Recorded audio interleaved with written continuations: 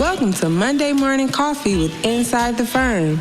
Each week, our hosts will be interviewing local, regional, and national business leaders to give you an inside peek into how they lead their business to success in the ever-competitive business climate. Welcome to Monday Morning Coffee with Inside the Firm. Today I have Jared Wall on the show. He is a sales engineer for Southpoint Solutions, LLC, which specializes in lighting, electrical, and energy services. He has a degree in mechanical engineering from Rensselaer Polytechnic Institute. He'll have to correct me after the intro here. And after a brief stint in the world of medical device manufacturing, he spent nearly the last 10 years in the energy efficient sector. He had two good, not great experiences with two different companies in the Syracuse, New York area before he joined a firm in New Jersey, where he spent almost 6 years. Recently, after some searching, he then decided to move his family to the south of the Carolinas, and after some further searching, decided to join Southpoint Solutions, based out of Fort Mill, South Carolina. Jared, welcome to the show. Thank you, Lance. Very happy to be with you. Did I pronounce that correctly or no? That's Rensselaer Polytechnic Institute. Yeah, okay. I don't want to bash anybody's mispronounce their alma mater. I know they hold them close to their chest sometimes. So yeah, I'm not too protective with it. It's not going to offend me by any means, but okay. Yeah, that is the correct pronunciation. Yeah, good deal. Well, hey, kick us off by telling us a little bit about your background, both personal and professional, and why it led you to where you are now. Yeah, so kind of like a good intro there. Graduated with a mechanical engineering degree, and I wasn't the greatest student in college, but I did manage to make some very good relationships. And one of the alumni from one of the organizations that I was involved with offered me a job at his company. He was a vice president at, like you said, a medical device manufacturing company in New Jersey. And it was a really good start to my career. It was a good company to work for. But that being said, it was in the medical device manufacturing world, and it was right when Obama was coming into office for his first term. And I was there for about 2 years. And I remember right in the beginning, the CEO, we had about quarterly company-wide meetings where the CEO would address the company and kind of let us know what was going on and what plans were for the future. And he mentioned, I remember right in the beginning, after I had only been there a month or two, he said, we got a new president coming in, and it's very clear that one of his major first policy initiatives is going to be in the world of healthcare and medicine and all that. And he's like, we don't know how that's going to affect us. We know it will affect us, but we don't know how just yet. And so it was a very uncertain time. It ended up being that there were a lot of taxes and regulations that were added onto the medical device world, especially the manufacturing world. And in the 2 years that I was there was probably at least 4 rounds of layoffs. So I kind of saw the writing on the wall there. And another friend of mine had been working in Syracuse, New York, which is where I'm originally from, incidentally. He was working at a company in their energy efficiency services department, and he got me a job working there. And it was a good company. I had a lot of really cool experiences there. Actually, probably the most interesting energy efficiency project that I worked on was in the year and a half that I spent there. But there were some financial issues with that company, and especially with the energy department, and it kind of turned into a last one hired, first one fired type of situation for me. And then I went from there to another company in Syracuse that was primarily focused on energy efficiency lighting. At that time, it was mostly fluorescent lighting. It did kind of evolve into LED after I had been there for a little while, but when I first started, it was mostly focused on fluorescent. But I wasn't too comfortable with that company almost from the beginning. I didn't like the way it was managed. I didn't kind of like some of the sales techniques that they were using. I wasn't totally comfortable with it. So I started looking around to make a change. And like you mentioned, I found a company in New Jersey that I ended up joining and loved it. I loved the owner. I loved the people. It was a great company to work for. They took really good care of us. And I spent almost 6 years there. And I'm not that. I'm pretty. Guess I'm still pretty young. I've only been in the career world for a little bit more than 10 years, and more than half of that was at this company in New Jersey. And while I was there, I was never closed off to the idea of going somewhere else. And so I did take a few interviews with some other companies based in New Jersey, but I never really found anything that I thought was going to be suitable to what I was looking for in a company to work for. And so I was really comfortable staying at the company I was with. And then more recently, after I've gotten married and started having a family, I was looking to relocate to a different part of the country. I've got some family here in the Carolinas. I wanted to be closer to, so my kids could grow up with their cousins. And I took a few interviews and finally found a company that I was confident in. You know, being a salesman, being a consultant, where a lot of my income is based on commissions. You know, it's really important for me to be confident, A, in what I'm selling, but also B, in the people that's standing behind me, and, you know, knowing that the services that I'm offering are going to be backed up by quality people and quality management, and a company that really kind of has my back and also has the best interests of the customer at heart. And I found that in the company you mentioned, Southpoint Solutions. And so I've only been here about 6 months, but it's been a great experience so far, and I definitely see myself here for a long time. Tell me, one point you brought up was about sales techniques that you didn't like. I always like to pick people's brains about this because I think it's good for all the listeners to hear about, so they can identify if they are being subject to a poor sales technique and what kind of lies behind that. So if you could give us some examples of what stuff you saw, and then, you know, what is the motive behind it? And I'm sure it's obviously to sell, but, you know, maybe you sell a crappy product. I don't know.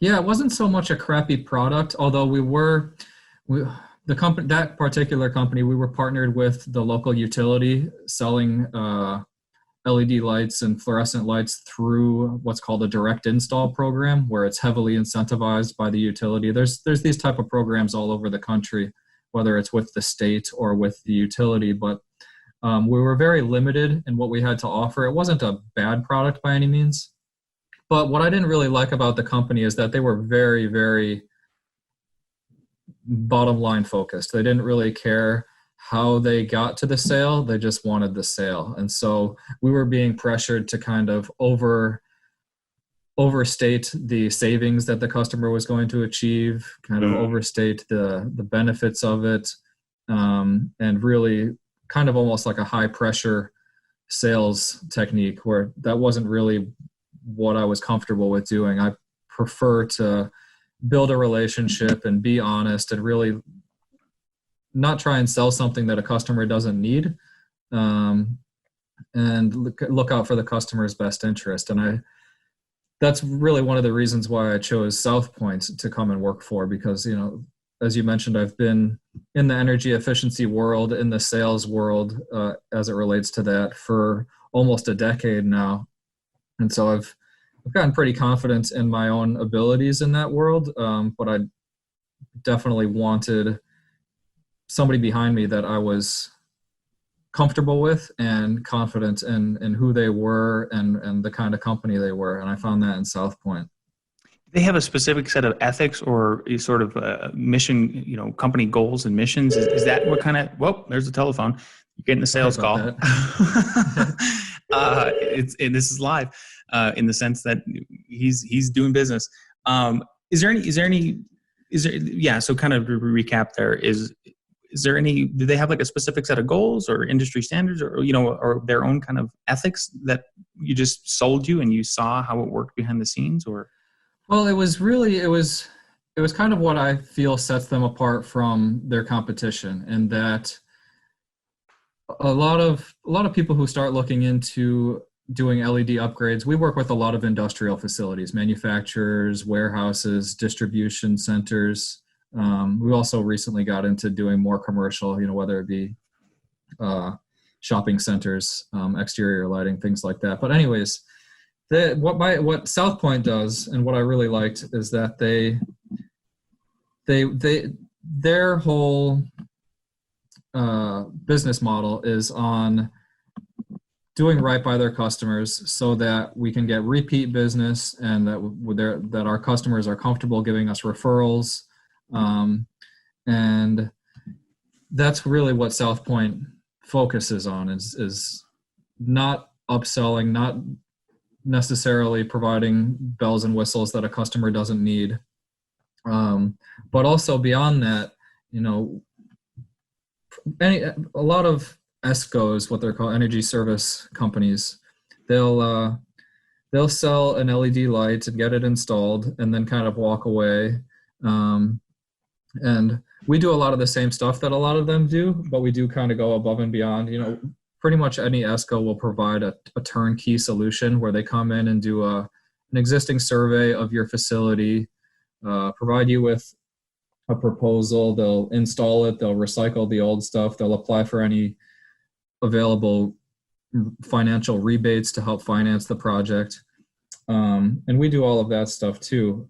What's kind of different about Southpoint, I found, is we're not tied to any one particular manufacturer of lighting. We're kind of material agnostic, as we say. So that enables us to choose from a wide variety of available products that are out there and really find what's best for the customer. And then beyond that, there's three things that I think Southpoint does that I don't think no company that I've found, that I've interviewed with or researched, does any of these things. And that's one, we guarantee the energy savings that we project.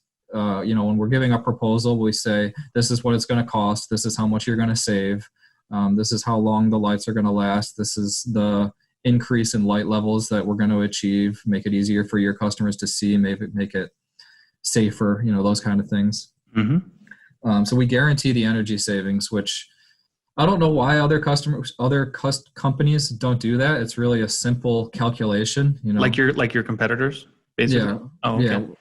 I don't know why they don't do that. It's either that they're, kind of like what that first company that I was working for, I mentioned, they're overstating the savings to try and get the sale, or they're not as confident in the lights that they're installing.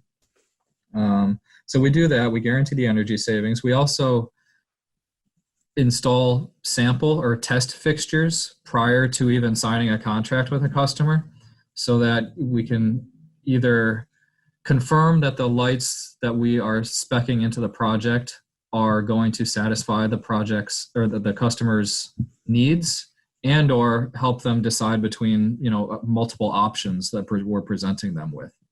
And then lastly, we handle all of the manufacturer's warranties for the lifetime of those warranties. So it makes it a lot easier for when inevitably, it doesn't happen too often, because we do work with some really good manufacturers, but it's an electrical device, and electrical devices will fail for whatever reason.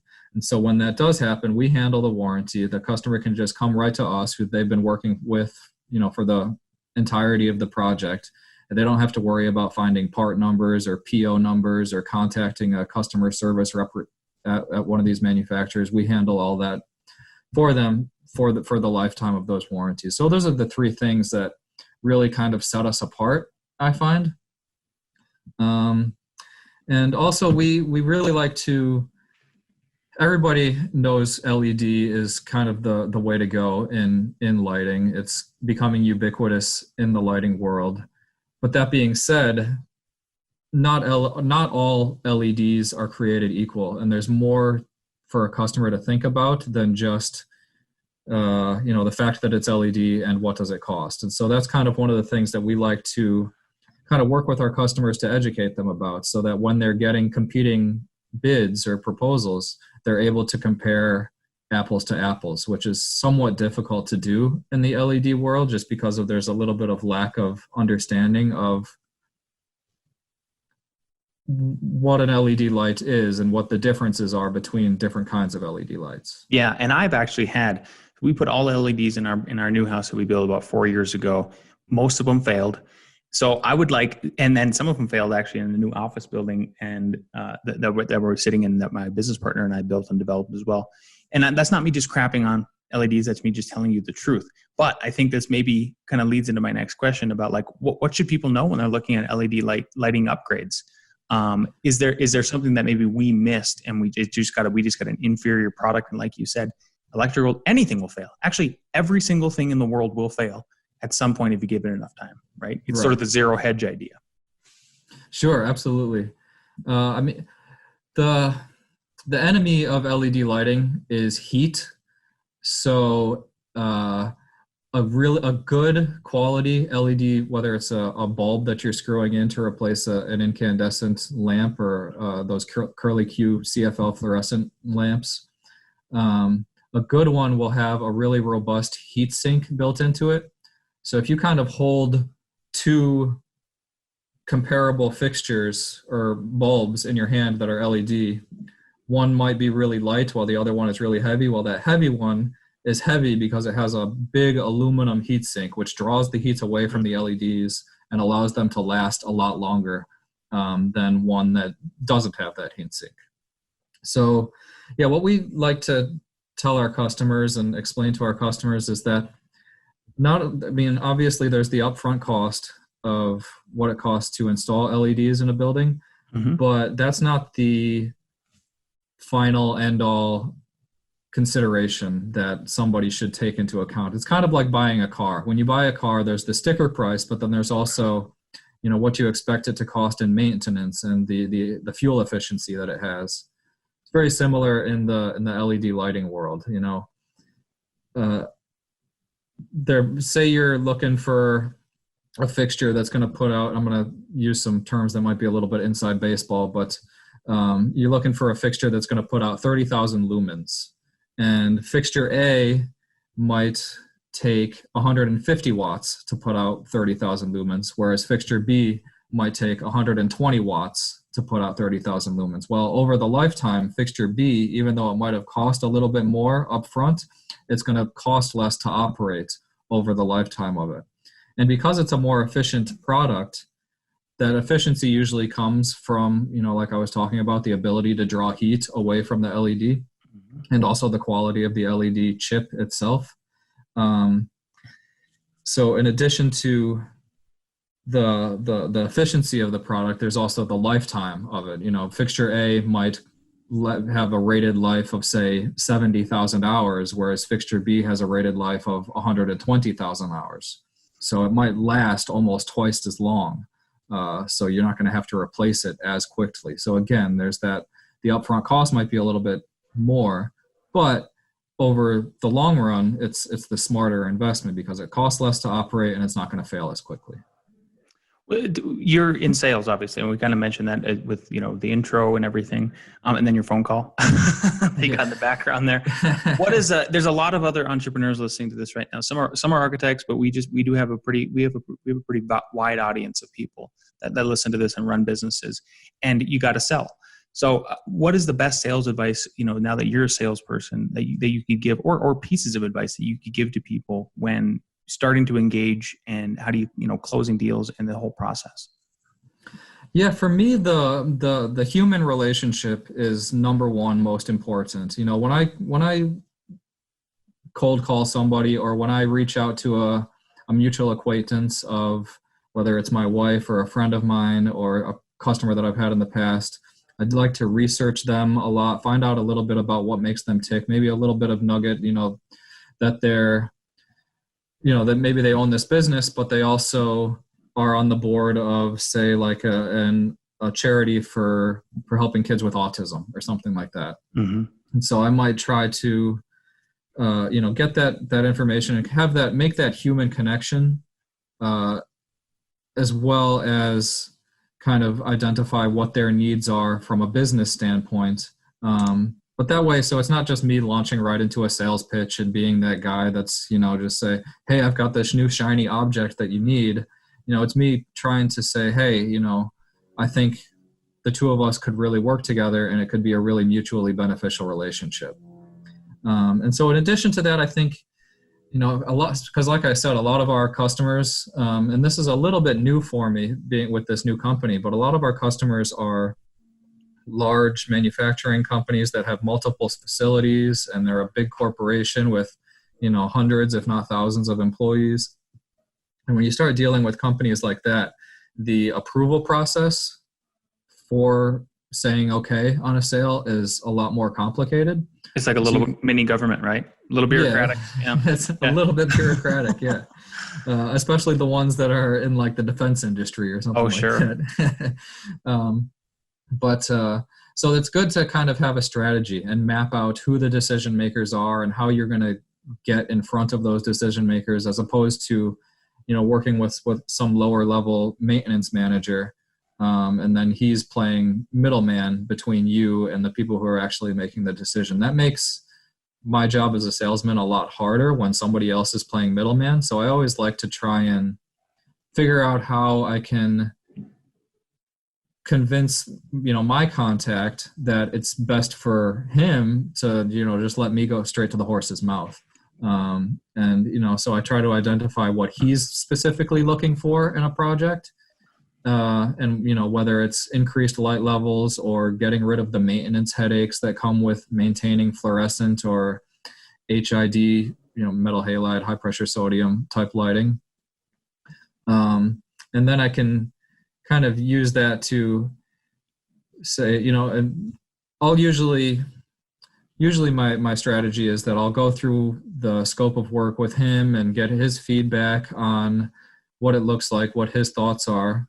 And then, say, okay, so what's the next step here? Should we schedule a meeting with, the finance people or with the CFO or whoever it is? And then the two of us together can kind of, as a team, bring it to his upper level people to get that up. Once I have his buy-in, that he thinks, what my solution that I'm proposing is what's right, then, it kind of becomes a team where it's him and I working together to try and convince the people above him that are actually going to pull the trigger on it. Yeah, I did cold calling. When I moved to Colorado and was on the verge of getting laid off about 10 years ago with the architecture firm that just did not have its crap together. They would do houses for the 1% and that was it. We've built our firm much differently to where we try to serve everybody we can possibly serve, and we will curtail, fees and stuff to them. But the cold calling, that intimidates a lot of people. Did it intimidate you right away?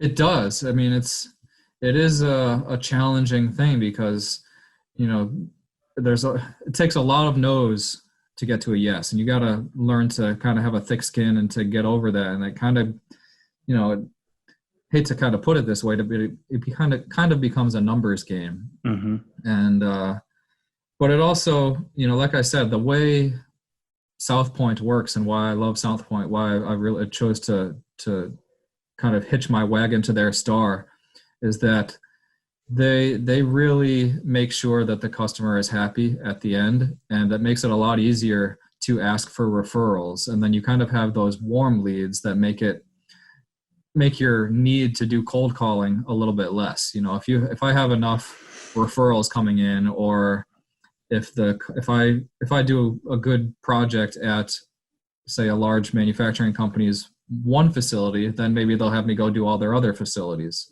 And that can keep me busy and kind of take the need from having to do a whole bunch of cold calling away. So yeah, I mean, cold calling is difficult, but it's necessary. And you kind of mentioned that you have a lot of entrepreneurs and business owners, and I've been a fan of your show for a while, so I've been listening to it a lot, and I've heard a lot of the great stories of people, what people do. And I'm not a business owner by any means, but because I'm a salesman and a lot of my income is dependent on commissions, it kind of makes me be almost a little entrepreneurial just within my own little bubble and building my own pipeline. And so I have to make sure that I'm really developing relationships and make sure that I'm delivering good solutions from start to finish. That way I can expand on a good project and have it lead to more opportunities. And so do you guys serve all of North America? Like, will you guys go nationwide? I think I've asked you this. Yeah, we on do all LinkedIn, over the country. We actually just finished a project up in Connecticut. We've worked out in California and Texas, up in Detroit, Chicago. Yeah, all over the country. Primarily, most of our work is in the Southeast here. But, like I said, we've been all over the country. And because I come from outside of the Southeast, a lot of my connections that I'm drawing on are from elsewhere in the country. So I've traveled, I've only been here 6 months, but I've traveled to do surveys and to make introductions and start building that pipeline from my existing network. And so I'm probably going to end up doing a little bit more traveling than some of the other guys that work here, just because they're born and raised down here in South Carolina or North Carolina. But that's kind of the exciting thing about, the company I was working for in New Jersey. It was just New Jersey. It was another one of those companies that was partnered with these direct install programs that are heavily incentivized. They're specifically geared just towards small businesses. Mom and pop type shops. And there's a lot of, as you mentioned, there's a lot of bureaucracy involved with those type of programs. And that's one of the things that excited me about joining Southpoint, was that it's not tied to any government program. We do help our customers apply for any government money that's available to help pay for these energy efficiency programs, but we're not tied to it. And so we have a lot more freedom to choose the light fixtures that we want to install. We have a lot more freedom to redesign lighting layouts, especially in warehouses and production areas where, as they've built out the area, lights have gotten blocked, or they're above racks, or a piece of machinery is now blocking it. So we can kind of reorient how the lighting is set up to really make it work good for the customer. So there's a lot more creativity that I have now with this new company. And that was one of the things that I was really excited about, and one of the reasons why I chose to join Southpoint. Yeah. It sounds like you're in a good place now, for sure. So I'm happy to hear that. One of the last questions I like to ask everybody, and especially now that you've framed it in that you're 10 years into the career world. So knowing what you know now after being in there for 10 years, if you could go back in time and give yourself any piece of advice, what would that be? Yeah, like I said, I've listened to your show before. I knew that question was coming, and I haven't really figured out a good answer to it. But I guess I was kind of afraid of moving to a company that was more commissions based as opposed to sales based, because it's a lot more pressure on me. But I think, if I were to give myself a piece of advice, it would just be to have more belief in myself and confidence in that, I have that ability to develop the relationships and to stand behind what I'm selling and turn one good relationship into multiple good relationships. And the commission-based income world there's a little bit more pressure involved with it, but there's a lot more potential opportunity too. My income has been capped in the past, and that's not the case anymore. I'm kind of like what I mentioned. I'm my own little entrepreneur within a larger. It's a small company, but within a larger team that's standing behind me. So I didn't have to have the upfront capital to build my own business. I'm kind of using somebody else's capital to build my own business within their business. Yeah, I wholeheartally believe what you're saying about that, and that is one of our goals, is to eventually turn a few select folks here into salespeople and give them that incentive, because then I think it also helps build, like, we have trouble with loyalty right now. I mean, you hear that from the media. Who knows what the media is telling the truth or not, but that there's this idea that there is no company man anymore, company woman. But I think our reaction as entrepreneurs should be to give people like you, or people inside our companies, incentive, so they are part of our entrepreneurial structure, even though they don't own the company. Yeah. Well, this was awesome, Jared. I would love to try to point as many people as we can to you guys' company for any kind of help that they need with energy efficiency, lighting, and electrical and stuff like that. So where can people follow you? Where can they find you? Well, southpointsolutions.com is our website. They can find me on LinkedIn, Jared Wall. Can send me a message on there. I don't know if it would be kosher for me to even just give out my cell phone number on the show, but it's up to you, man. Go ahead. Yeah, I mean, 704-617-0132. And I'm willing to travel anywhere. And, in this world of COVID and the economic downturn that we're experiencing, it's definitely a good time for customers or for businesses to look into lowering their overhead. And a very easy way to do that is through installing LED lights. You can cut the energy associated with your lighting up to 70-80% by switching from fluorescent or HID to LED lighting, and it's going to last a lot longer. And it's going to cost less in maintenance, so it can kind of, like I said, lower that overhead, lower those costs, and help to offset some of the losses or some of the lost revenue that people are seeing from everything that we're going through today. 100%. Jared, thanks for being on. Thank you very much.